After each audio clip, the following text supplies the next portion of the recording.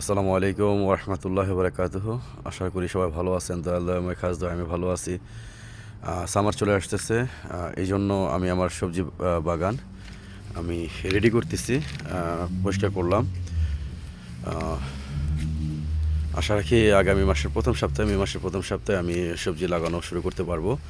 তো মাটি টাটি সমান করছি, অল্প কিছু মাটি লাগবে, কিছু জৈব সার দেবো।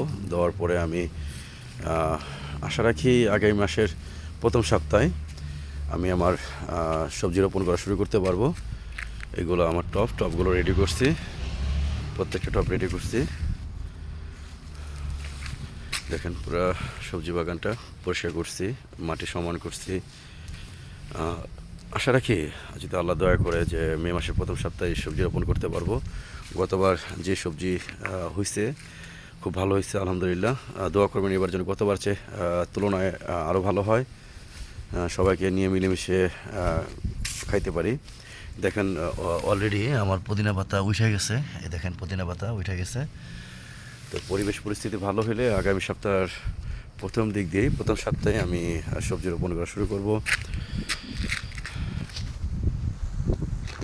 সবাই আমার জন্য দোয়া করবেন যেন আমি ভালো থাকি, সুস্থ থাকি। সবাই ভালো থাকবেন, সুস্থ থাকবেন। আবার দেখা হবে, কথা হবে।